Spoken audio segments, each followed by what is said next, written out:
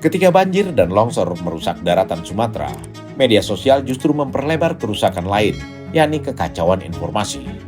Dalam hitungan detik, potongan gambar dan video emosional beredar luas, mengubah bencana menjadi ajang tudingan, kemarahan, dan kesimpulan prematur. Saat akses jalan terputus, listrik padam, dan komunikasi terganggu, media sosial menjadi ruang utama pertukaran informasi. Warga, relawan hingga publik nasional mengandalkan unggahan demi unggahan untuk mendapatkan kabar terbaru. Namun di ruang ini, kecepatan seringkali mengalahkan ketelitian, sebab konten yang cepat menyebar tidak selalu paling akurat, tapi justru paling memicu emosi, seperti ketika Tamiang disebut-sebut sebagai kota zombie. Tak cuma hanya diksi kota zombie, banyak konten viral hanya menampilkan potongan kejadian, mengunggah satu titik lokasi, satu momen waktu, tanpa keterangan utuh. Potongan ini lalu diperlakukan sebagai gambaran keseluruhan. Persepsi pun terbentuk, negara dianggap absen, pemerintah disebut lamban, dan bencana direduksi menjadi bukti kegagalan. Padahal, negara sedang berjibaku dalam senyap tanpa sorotan kamera. Kemudian di tanggal 27 itu juga, beberapa heli sampailah ke Banda Aceh. Angkat jetset PLN, angkat logistik, sama, tidak ada media di situ, tidak ada kamera di situ. Kemudian berikutnya di tanggal 27 itu juga, semua kekuatan TNI, Polri, dan warga semua, mungkin ada 20.000 pasukan di situ, sudah bergerak di situ, evakuasi warga, penanganan di hari kedua bencana. Kemudian baru di tanggal 28 ada pelepasan pesawat, 4 pesawat dan 15 helikopter sudah sampai di sana. Baru kita undang rekan-rekan media. Jadi itu semuanya sejak hari pertama saya pastikan sudah berjuang keras secepat mungkin di sana. Penanganan bencana memang bukan proses instan. Ia bergerak bertahap sesuai skala prioritas. Sayangnya, upaya ini seringkali tidak spektakuler dan jarang viral. Hal yang juga merepotkan adalah algoritma media sosial mengutamakan interaksi, bukan verifikasi. Semakin keras tudingan, semakin tinggi jangkauannya. Dalam situasi bencana, ini membentuk sudut pandang seolah kegagalan terjadi di semua tempat pada saat bersamaan. Dampak kisruh informasi tak berhenti di ruang digital. Hoax dan framing liar memicu kegaduhan, membuat masyarakat terjebak pada kabar yang sumir kebenarannya.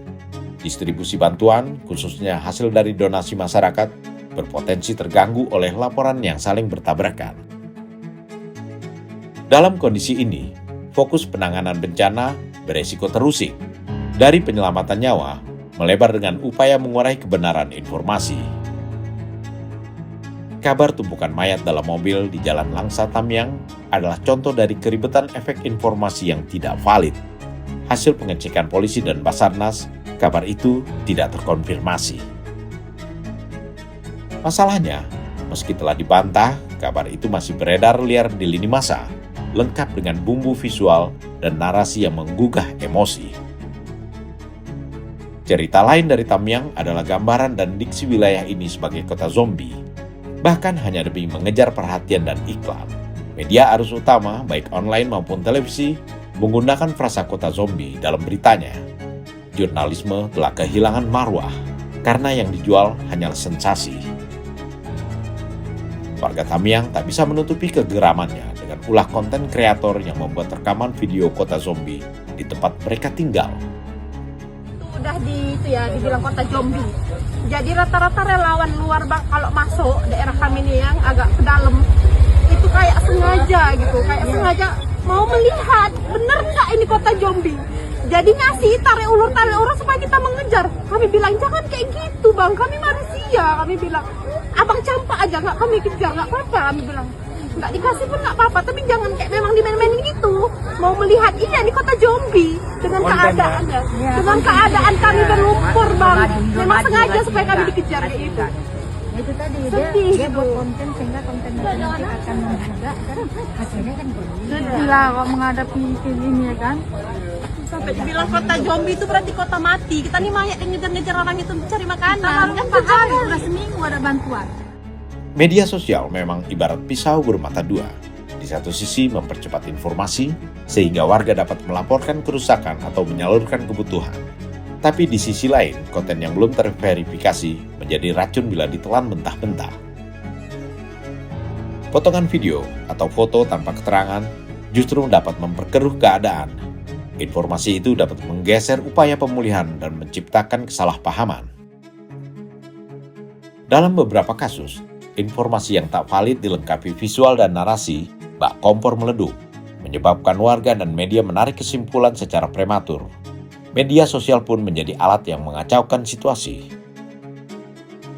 Kritik terhadap penanganan bencana adalah hal lumrah, namun tanpa data, konteks, dan ketepatan, kritik berubah menjadi eksploitasi emosi. Bencana tak lagi dilihat sebagai krisis kemanusiaan, tapi komoditas tunggangan yang seperti kata Prabowo, tak ingin negeri ini kokoh sebagai negara.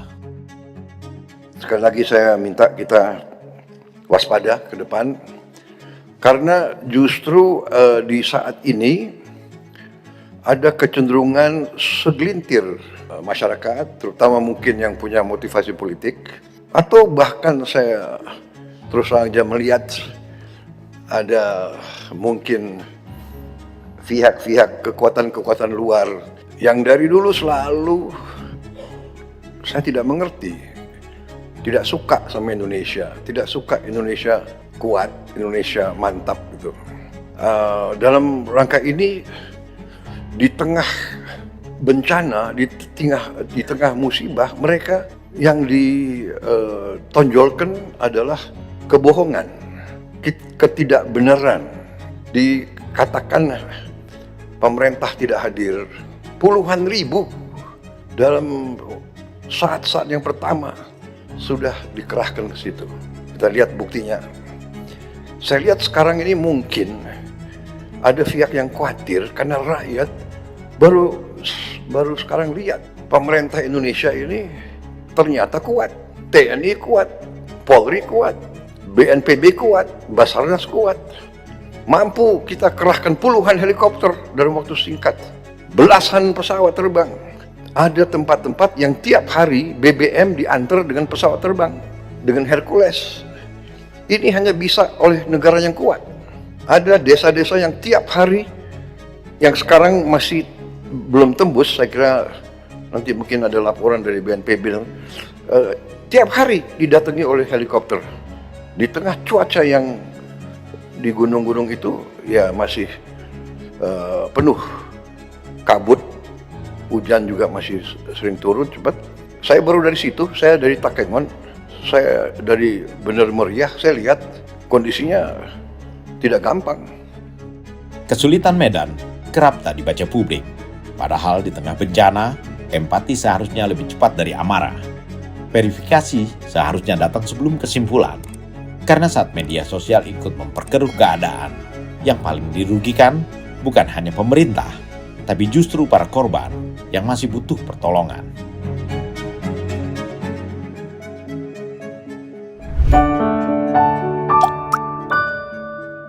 Men of our time.